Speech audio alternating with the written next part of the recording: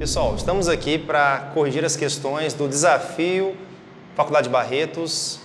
Vamos começar pela questão 36, tá, pessoal? Questão 36, bem tranquilo, espero que você tenha acertado. O conhecimento da química propicia uma melhor compreensão do mundo e, consequentemente, auxilia na melhoria da qualidade de vida. A química está presente no dia a dia, como, por exemplo, no processamento e na conservação de alimentos. Bom, pessoal, essa questão tinha um objetivo bem simples. Química é parte das ciências da natureza que estuda as transformações da matéria. Então a ideia era o seguinte, a pergunta era quais desses 4 fenômenos eram considerados químicos. Então, por exemplo, vamos lá. O primeiro, o amadurecimento de uma fruta. Como é que eu sei se é químico ou não? Basicamente você vai por fatores que modificam o estado da matéria. Mudança de cor, de cheiro, sabor. Então, amadurecimento de frutas é considerado um fenômeno químico, porque você tem uma transformação visual da matéria. Você não consegue ver a diferença na molécula, mas você vê a diferença na textura, na cor, no cheiro. Então, A1 era químico.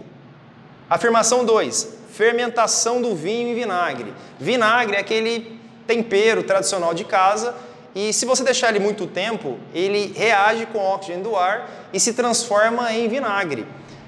Há uma mudança, não muito na cor, mas há mudança no cheiro, que é um indício de fenômeno químico também. Então, A2 também é considerado fenômeno químico. Fenômeno 3, a transformação do leite em iogurte. Também você vê um indício claro de transformação química aí, porque você tem o leite, aspecto branco, ele é mais fluido e o iogurte continua sendo branco, mas ele tem um aspecto mais pastoso, mudança na textura, fenômeno químico também. E o último, cozimento do ovo, esse é clássico, né? Ovo cru, clara transparente, gema amarelada, quando você cozinha, a gema não muda muita cor, mas a clara claramente muda o aspecto dela, também é considerado fenômeno químico. Então, a alternativa E. Todos são fenômenos químicos, 1, 2, 3 e 4. Espero que você tenha acertado. Obrigado.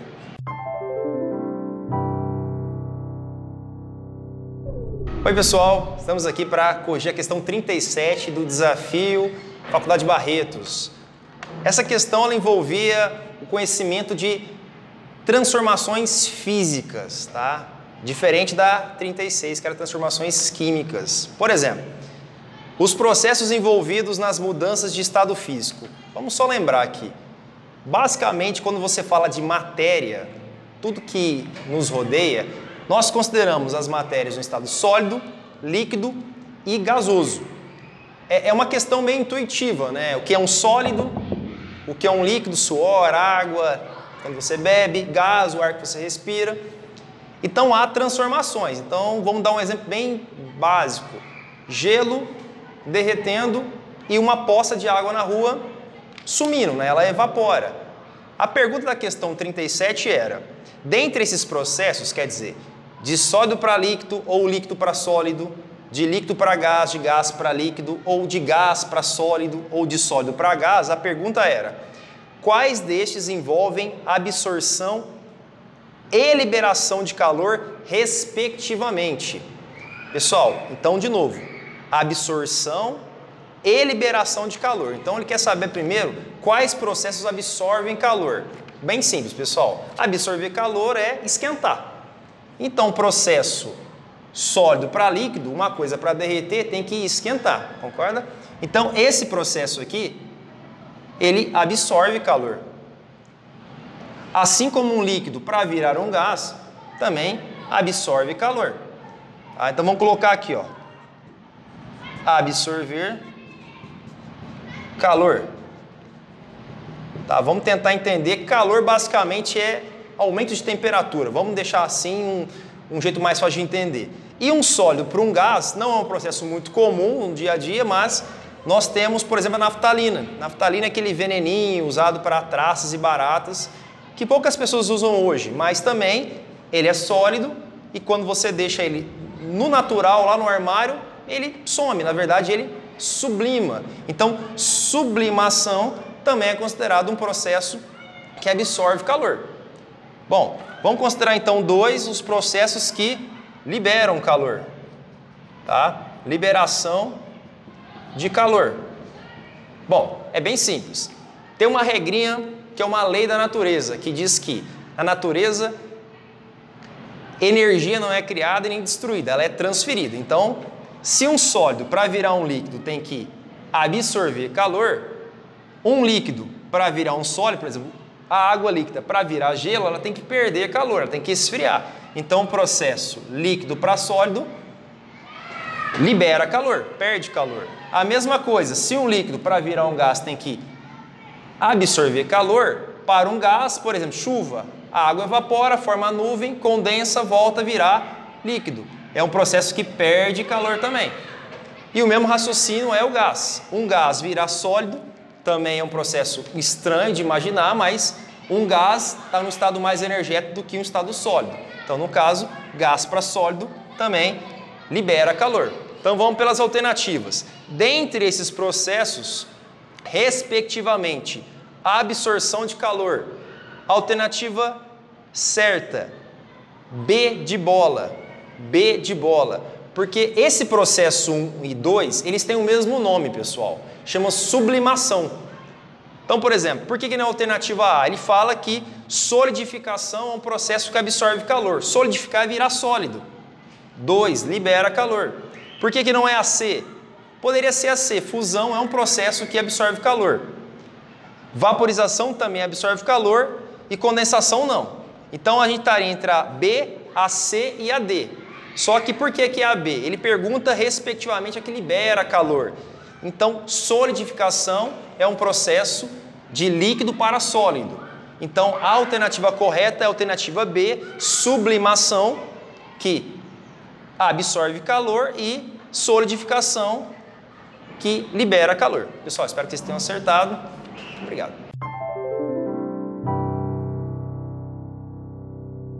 Pessoal, vamos lá, questão 38 do desafio Faculdade Barretos.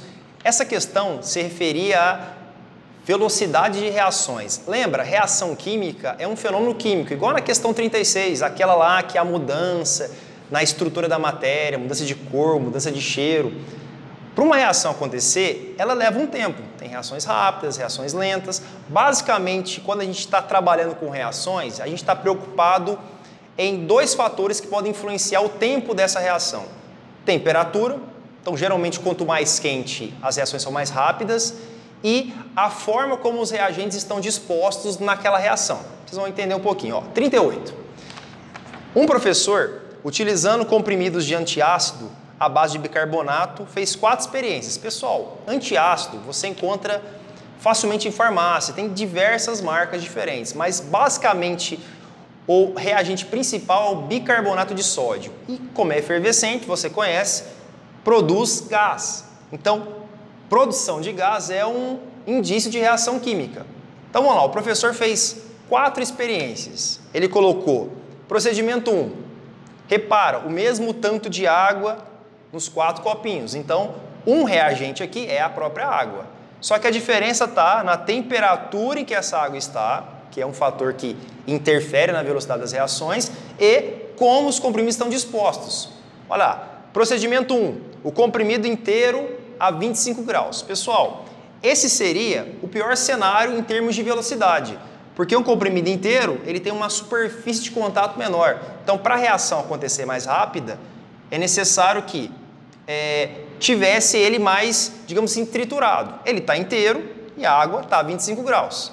O 2, comprimido inteiro a 5. Vamos comparar os dois primeiros para depois interpretar os outros dois. Se os dois comprimidos estão inteiros e a quantidade de água é a mesma, praticamente deveria reagir na mesma velocidade. Só que como o 1 está mais quente, a reação é mais rápida aqui na experiência 1 do que em relação a 2, ok? A terceira, o comprimido pulverizado, e no 4 também está pulverizado. Então, novamente, quando está pulverizado, a reação se torna mais rápida porque o contato da água, que é um reagente, não esqueça disso, com o antiácido é maior. Simplesmente porque você tem mais área de contato. Por isso, quando você vai tomar lá um antiácido efervescente incomprimido, demora um pouquinho para reagir. Quando você compra lá aquele sal de fruta Eno, fazendo uma propaganda aí, você joga rapidinho lá na água, efervesce rapidinho Por quê? Está bem trituradinho o negocinho lá. Então, se a gente for comparar, temperaturas mais altas reagem mais rápido, a mesma quantidade de água. Então, se eu for comparar essas duas, eu posso falar que a velocidade da reação 3 vai ser maior que a velocidade da reação 1. Essas duas que estão numa temperatura menor já vão ser mais lentas que as outras duas. Só que como essa aqui está triturada, tá? Nós temos que a velocidade da reação 4 acaba se tornando menor do que a velocidade da reação 1, por causa da temperatura. E por último, a mais lenta seria a 2. Tá? Então, no caso, pessoal, a pergunta é: a reação ocorreu mais rapidamente no procedimento? A pergunta era essa, ele não pediu a ordem das velocidades. Tá? Ele simplesmente perguntou qual é a mais rápida. Então, a alternativa C, A3, de todas as experiências, foi a que reagiu mais rápido. Uma superfície de contato maior e uma temperatura maior em comparação com as outras experiências. Tudo bem? Obrigado. É isso. E aí, pessoal, tudo bem? Vamos lá para a questão 39, desafio Faculdade Barretos. Pessoal, a questão 39 falava de produção de energia. Pessoal, produção de energia é um tema interdisciplinar. Tá? Mesmo que você não goste muito de ciências da natureza, não esqueça. Produção de energia é o que move um país, né? O grau de desenvolvimento de um país está intimamente ligado como esse país produz energia. E aí tem um probleminha. Produzir energia, eu preciso pensar que impacto ambiental essa produção vai causar. Então vamos lá, ó, questão 39. A matriz energética brasileira tem se diversificado bastante nos últimos anos. Então funciona assim, matriz energética brasileira atualmente é hidrelétrica. Hidrelétrica, pessoal. Aquela que você tem que armazenar água para ter queda de água, produzir energia. Essa é uma matriz energética, não é tão limpa assim, mas pelo menos é uma das mais baratas. Em razão do aumento da demanda de energia, da grande extensão do território brasileiro e das exigências ambientais. Vamos lá para a pergunta. Considerando as diferentes fontes para obtenção de energia. Pessoal, todas que estão aqui nas alternativas, o Brasil utiliza. A pergunta é, qual que é mais vantajoso utilizar? Não é a que tem mais, que o Brasil mais utiliza. Então, por exemplo, a alternativa A fala resíduos orgânicos. Pessoal, resíduo orgânico é lixo. Literalmente lixo orgânico, aquilo que apodrece, para dizer em outras palavras. Ele fala que usar resíduo orgânico é vantajoso, pois o processo aproveita a matéria disponível e sem destino apropriado. É interessante sim, tá? Já que o lixo é um problema ambiental a ser resolvido. Vamos para a questão B, para a gente poder analisar um pouquinho? Carvão mineral, pois é um recurso natural e renovável. Bom, já está errado, carvão mineral não é renovável. Carvão mineral não confundir com carvão vegetal, aquele carvão do churrasco. Carvão mineral é tipo um petróleo sólido, para dizer em palavras mais simples. Ele não é renovável, então a alternativa B está bem errada. A A, deixamos lá ainda, né? Vamos ver se ela é certo ou não. A C, energia hidrelétrica, lembra que o Brasil mais usa, pois é uma energia limpa e sua geração não causa dano ambiental. Pessoal, apesar do Brasil usar muito energia hidrelétrica, ela não é limpa e ela causa muito impacto ambiental. É que o Brasil tem muitos rios, tem muitos corpos de água, então por isso que o Brasil usa tanto, mas ela não é uma energia limpa, então a C está errada também. D, energia nuclear. O Brasil praticamente só tem 2 usinas nucleares no Rio de Janeiro, tá? E aqui diz que ela é uma fonte renovável e não gera resíduo químico. Falso também, pessoal. Energia nuclear é muito suja. Ela é muito mais eficiente que a hidrelétrica, só que ela gera um lixo radioativo que ninguém quer ter por perto. E aí, todas as fontes de energia se equivalem em vantagens, pessoal. Então, alternativa B, C e D está errada, aí afirma que as outras estão corretas, então é a alternativa A, resíduos orgânicos. Que, lembra, a pergunta era qual que era mais vantajoso utilizar. Tem que pensar no aspecto ambiental da questão. Então, alternativa A, resíduos orgânicos. Espero que você tenha acertado. Obrigado.